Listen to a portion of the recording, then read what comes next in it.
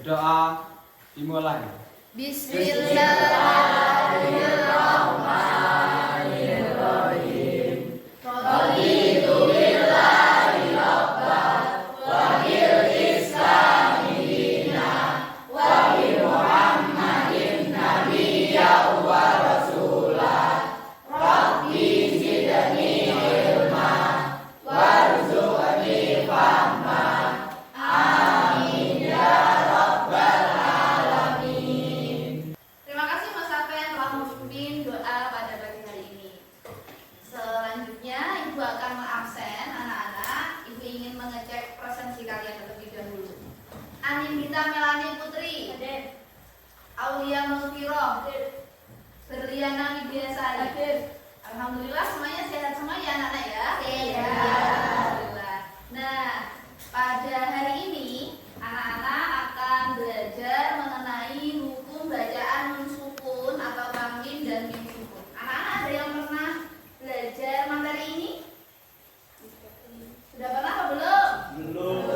Nah, kalau belum berarti kita sama-sama untuk belajar. Untuk yang sudah berarti ingatannya diperbarui lagi. Satu huruf 10 pahala. Apa maksudnya ini ya? Anak-anak ada yang sudah bisa membaca Al-Quran? Sudah ya? Jadi bacaan kalimat Bismillahirrahmanirrahim itu kira-kira kalian bisa menghitung nggak itu ada berapa huruf? Ada berapa huruf kira-kira? Banyak ya? Nah, padahal itu oleh Rasulullah SAW sudah dijelaskan bahwa ketika kita membaca satu huruf itu bernilai sebanyak 10 pahala. Bayangkan kalau umpama kita ketika membaca Al-Quran bisa membaca satu ayat atau bisa membaca satu halaman atau sekali duduk bisa membaca satu juz. Ada di sini yang sekali duduk bisa menghabiskan atau bisa membaca satu juz? Ada kan? Nah, itu berarti bisa dibayangkan berapa puluh ribu pahala yang kita dapatkan. Tetapi itu semua bisa didapatkan kalau kita bisa membaca Al-Quran. Nah, membaca Al-Quran itu ada tata caranya, tidak sembarangan. Membaca Al-Quran itu dibutuhkan yang namanya ilmu tajwid. Ilmu tajwid. Pada pembelajaran hari ini, tujuan pembelajaran yang pertama adalah anak-anak diharapkan mampu memahami konsep dasar hukum bacaan nun sukun atau tamkin dan mim sukun. Kemudian yang kedua, anak-anak diharapkan mampu mengidentifikasi.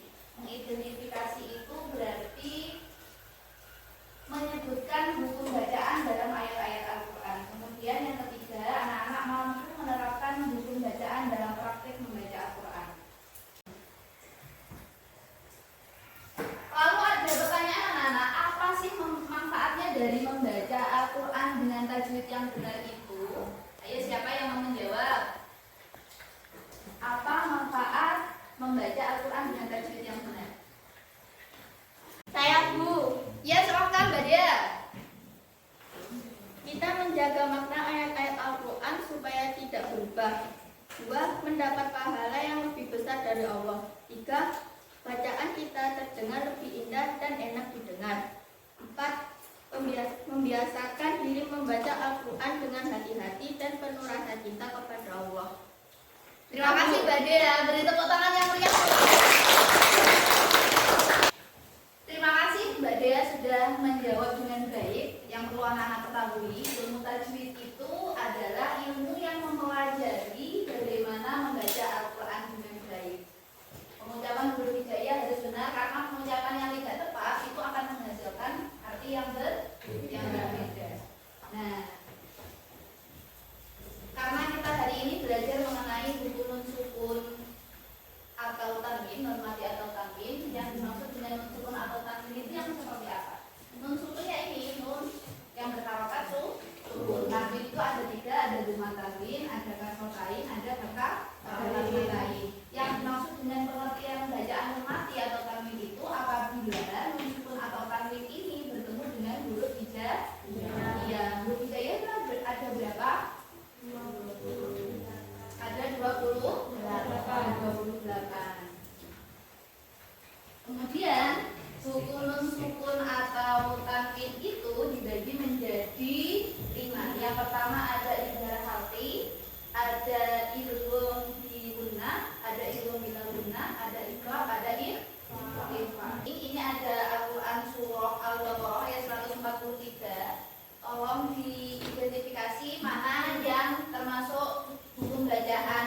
idhar, idgham bilunnah, idgham bilalunnah, iqlab, ifa, terus kemudian idgham mitli, ifa syafawi, idhar syafawi. Silakan dicatat di bukunya masing-masing. Kemudian setelah itu dikumpulkan di meja Bu Eva.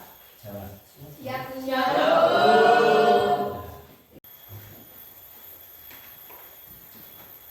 Susah Mas? Nah, tugas kalian selanjutnya adalah yuk membuat poster.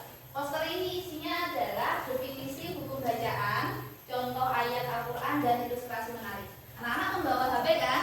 Kemarin Bu Eva tugaskan untuk membawa HP ya. Silakan dibuka aplikasi Canva-nya. Kemudian anak-anak membuat poster yang berisi ini tadi, definisi buku bacaan, contoh ayat Al-Quran, dan juga dibuat semenarik mungkin. Kemudian nanti kalau sudah dicetak, kemudian dipresentasikan di depan. Siap ya? Siap. Nah, ini di depan sudah ada pembagian kelompoknya. Sekarang silakan berkumpul dengan kelompoknya masing-masing. Dalam hitungan ketiga, semuanya sudah berkumpul dengan kelompoknya masing-masing. Dimulai dari sekarang. 1, 2,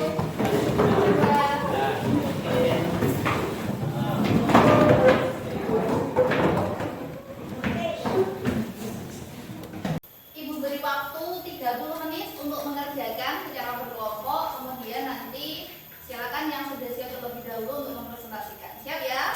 Siap. Sip. 30 menit dimulai dari sekarang. Silakan dikerjakan.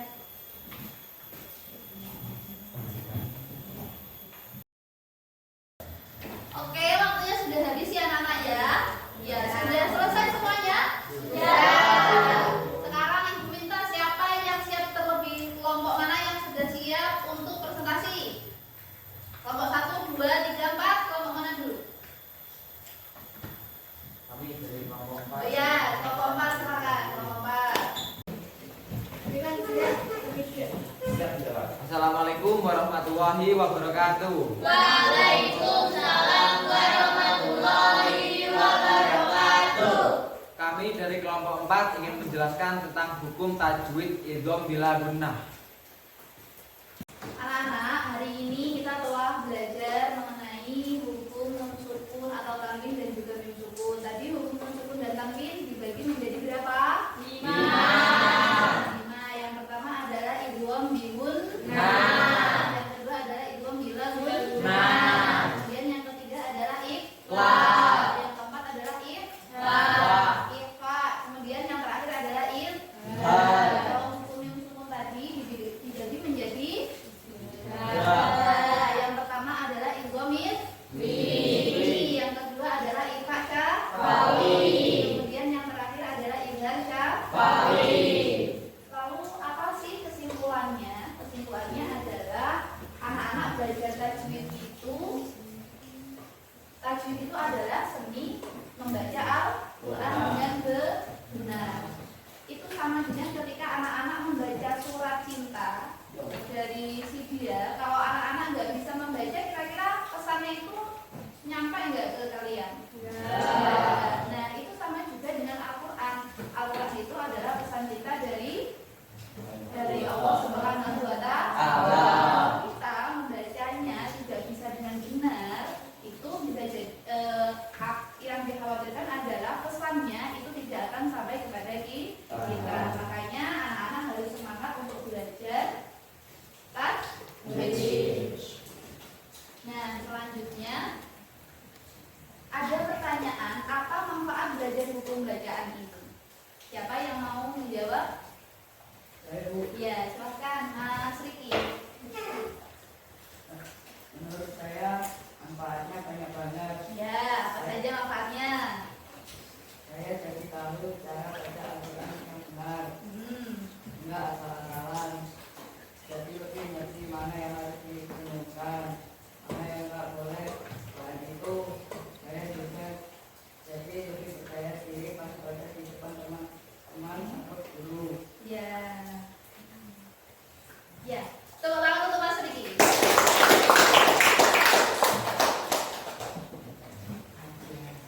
Terima kasih anak-anak untuk hari ini. Kita telah belajar hukum tajwid hari ini. Minggu depan kita akan belajar mengenai rukun iman yang terakhir. Anak-anak ada yang tahu rukun iman yang terakhir? Iman kepada siapa? Kepada Allah. Rukun iman yang terakhir adalah rukun iman kepada qada dan qadar. Terima kasih untuk kehadiran anak-anak pada pagi hari ini. Terima kasih untuk antusiasnya. Minggu depan anak-anak akan belajar mengenai rukun iman yang terakhir, yaitu iman kepada qada dan qadar. Tolong dipersiapkan dengan baik untuk pertemuan selanjutnya. Sebelum kita mengakhiri pembelajaran pada pagi hari ini, marilah kita berdoa bersama-sama.